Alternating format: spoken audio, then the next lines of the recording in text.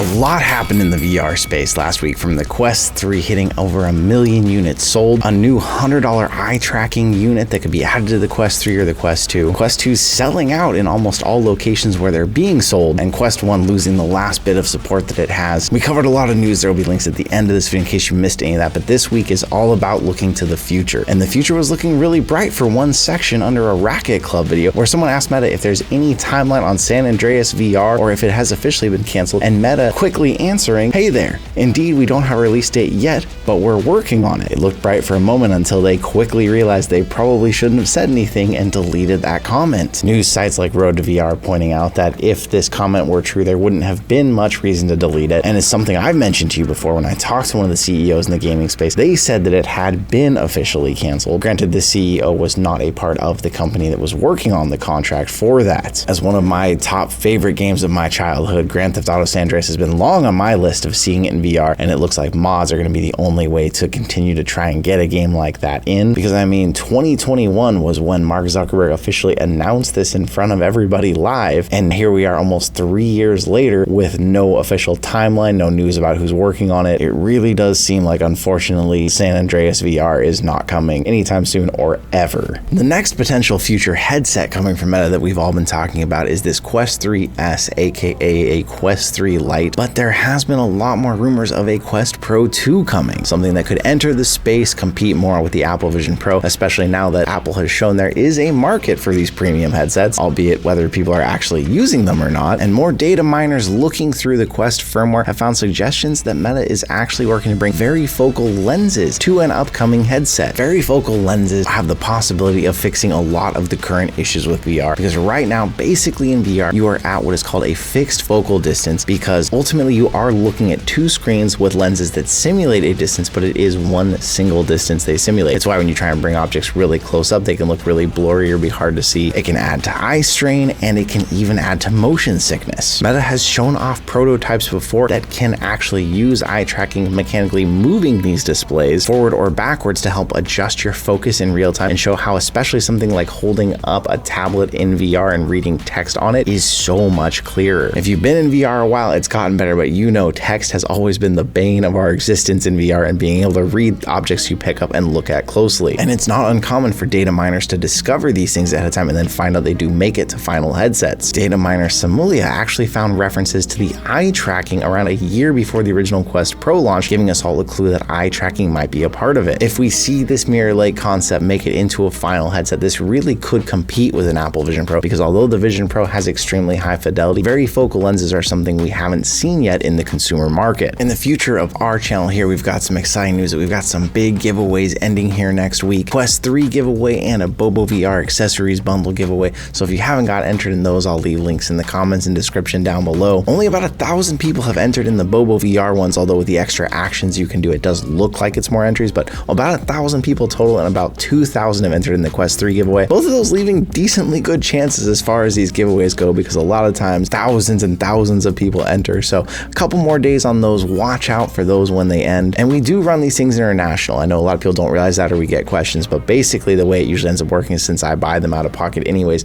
if someone in another country wins one, I just buy it from a website there and have it shipped directly to them, like we just did with the last winner who won in the UK. So if you had any reservations about that from entering, remember you can enter. We'll find a way to get you the headset no matter what. PCVR headsets that were directly connected to a computer to play games were a big part of the past and seem to be phasing out as we head towards a future of more wireless VR, and Meta is working towards a wireless PCVR cloud solution for the future. This would mean no longer do you have to have a really expensive and powerful gaming rig that you hook your headset up to either wirelessly or by a cable, but this would mean through cloud gaming you could actually play directly on the headset as long as you have high-speed internet, and be able to play any of the old Rift games no matter how big they were. A codename AVALANCHE has surfaced, showing evidence that they're still developing this and working on allowing you to play games even like Lone Echo from back in 2017. Cloud gaming is something that still hasn't really taken hold yet, even in the mainstream gaming world, but we've seen things like Stadia that have attempted, and some people have great times with it and some people have really rough times with it, because although some people have high-speed internet, the connection quality of the internet isn't always up to the speeds they see. But basically the idea of playing games like this is the same as it would be if you were playing a PC VR game wirelessly from your headset to your computer, but instead of it having to be a computer you own, it could be a computer in the cloud. This would not only allow people to play those old titles that they're missing out on, but it could allow developers to go back to developing bigger and more intense games if we can get reliable cloud streaming. Unfortunately, although these are bits of hope, I would say personally that until we see the mainstream gaming world take hold and see this really become a reliable technology, it's unlikely we're going to see it take hold in VR. I remember people saying there wouldn't be a PS5 because we no longer need in-home consoles, and then people saying, oh, there won't be a PS6. But it seems like the more we talk about and explore with cloud-based gaming, the more we see there still are lacks, whether in internet quality, location, that does make it hard, and people still need to have those physical consoles for now. Although I look forward to the day where you can strap on a wireless headset that has great battery life, we're not there now, and play games whether through the cloud or directly on the headset that are high quality VR experiences. What do you think? You think it's anything we'll see in the next 5 years? As we're seeing the last updates ever for the Quest 1, the Quest 2 starting to sell out everywhere and become hard to buy, more games are also becoming exclusive to the Quest 3. The list has been growing for a while, but now it's not just 1 or 2 games. We've got a lot of different games, future games like Alien Rogue Incursion, big and exciting names like Batman, Arkham Shadow, and even just other games that are using the mixed reality side more, like fitness platform Allo Moves XR, and now the remake of Hitman 3 in VR, also being only a Quest 3 exclusive. It is definitely a time, if you're still on the fence about a Quest 2, it's probably not the headset to buy, even if you could find one. We're less than 3 months from the next big Meta Connect event, and it seems likely that a 3S is coming, something that's going to replace the Quest 2 for everybody. So if you are here and you're kind of still wondering, I'd say hold out at this point as to which headset you're going to get. Wait on that news, unless of course you find some amazing deal on some used Quest 2. I mean, if you can find them for $100, they're still worth that, even the brand new price of $200. But I do wonder how many people are going to find out that that new headset gets launched and they're going to see a lot of games not coming to the Quest 2 and are going to regret buying one right now as they're selling out. Not everyone is here hanging out with us learning about all this news as it comes, so there were people that bought the Quest 1 right before the Quest 2 launched, even when we knew the Quest 2 was coming at a lower price. I hate to see that happen to people, so if you know people that are thinking about VR, maybe let them know the Quest 2 is probably not the thing to get right now, as we're coming up so close on whatever this new announcement is. Right now, there's really only one big name in the world of haptic vests, and that's VR Haptics. Although there are some other ones I've even tried, like Wooger. The sub pack isn't really made for that, but it works decently well with the right games. Well, there is a Kickstarter for a true gear VR Haptic suit, they're calling it, with only 50 hours to go and only about 50 people backing it. They're at over 10,000 of their $25,000 goal, and sadly, it's still a very tough market for things like haptic vests and suits, because although a lot of people want it in VR is already an investment, it's still a niche technology, and to add some other module that you now need developers to support is a big ask. Something different that this one is trying is they not only are having a haptic vest that they talk about 40 vibration points, but there's EMS armbands more similar to the technology that we covered in a shirt that can actually zap and hurt you. So it involves more of your body, although I still don't really understand why we keep calling things suits that are like a vest and armbands. A suit to me is like your entire body. It's a project that I'll leave a link to in case you are interested in learning more about it. I feel like with 50 hours left as we're recording, and even less as then when this video actually launches for all of you, it's pretty unlikely they're going to make that goal, but it's something I'll keep an eye on in case they do re-up it or open up more hours and see if they do go for this. One thing that's tough about Kickstarters, and especially something like a haptic suit, is development time and supply constraints can really affect it. I know I actually paid for the new sub pack like 3 years ago now, and it still hasn't been delivered. And that wasn't a Kickstarter, that was literally a pre-order that has been delayed and delayed and delayed. But there will be a link in case you're interested in learning more about it. I don't know yet whether we are going to be at Meta Connect this year. We got to go last year, so I'm hopeful we will get to go this year. And although obviously the Quest 3S or Lite is something that we're really interested in hoping is launching then, there is more and more talk of them being able to show off their prototype AR glasses that they keep saying are going to be the most next generation and amazing technology they've shown off yet. And these are actually